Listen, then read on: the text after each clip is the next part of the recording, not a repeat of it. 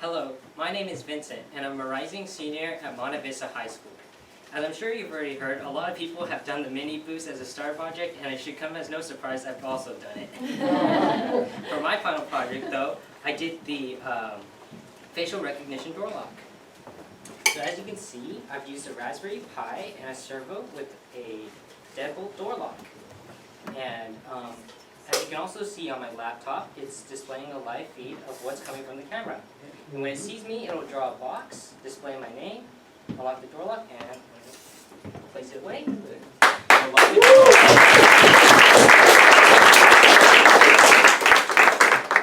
There's a mini door. Got it cut out.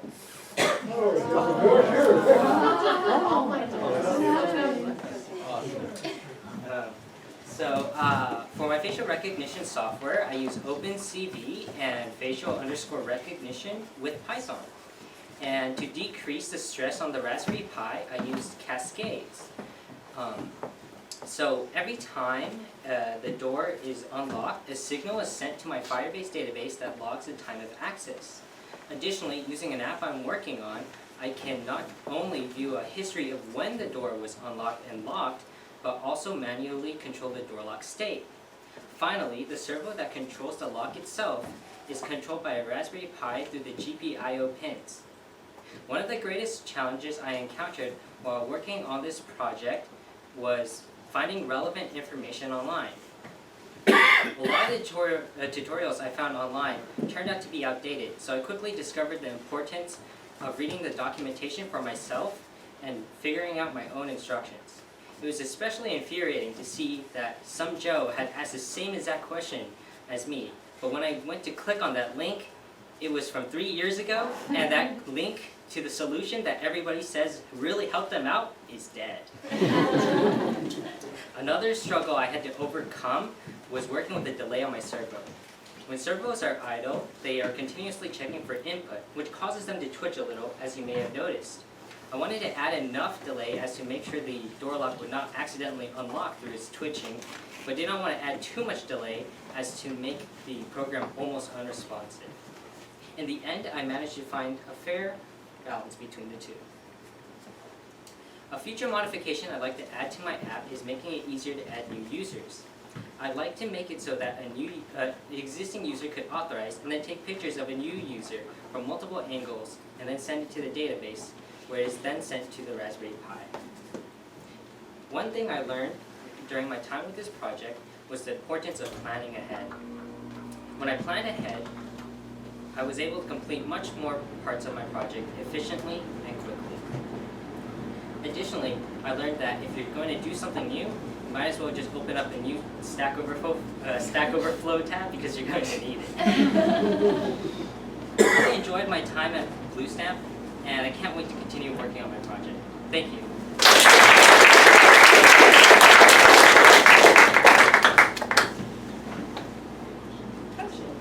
I took a picture of your face. I put that in front of the camera.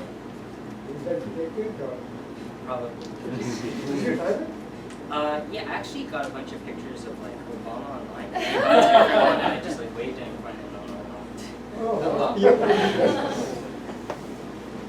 Special treatment. However, the one problem is that because the Raspberry Pi is camera, like it's pretty good for like what you're paying for it, but the program does take into account the quality of the images you provide to it. So if it's not very high quality or it's too low quality, it might have issues, especially if you apply a filter to it. So where do you keep the baseline of your image there?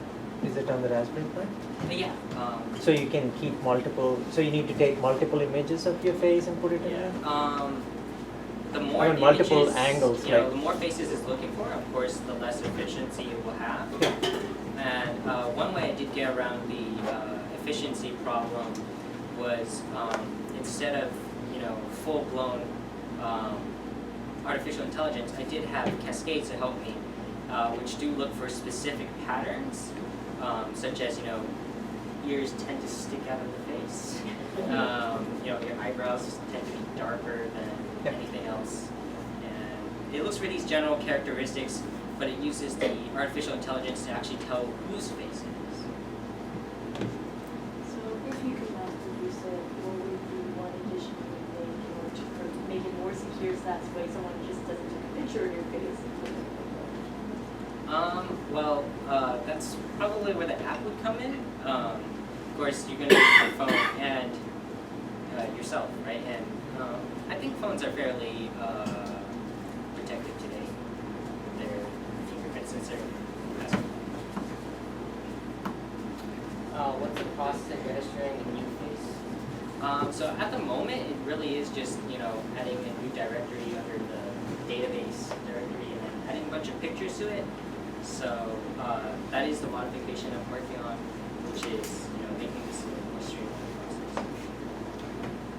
So the OpenCV software, it's running on your resume, so does it have like a library that supports it? Because I know it's sometimes it can be challenging to get it in. Yeah, it was fairly challenging. I spent quite a bit of time on that. And that was a lot of where I said, like the outdated tutorials came in, especially when, some tutorials ask you to do something, but in the end, there's this new install that was just really cool. So are you running Python on the,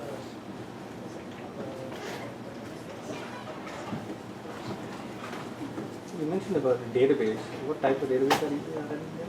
Oh, so that's Google's Firebase database. It's really nice because it provides a lot of tools, and the best part is it's actually free with a few limits. But these limits are really generous if you're just a hobbyist and not a business. Is that running on the Raspberry? Yeah, it can actually access the database. So once it recognizes, what is the hardware you have to open that door? So I've got a servo here, and Oh, okay. it's just connected with a paper clip. So I guess it's not that secure if you can cut a paper clip. But if you want a physics explanation, it would convert the torque into the linear movement. That's and pretty then that would good. Apply That's a really force good. on this depot block. Yeah, that's awesome. Wow.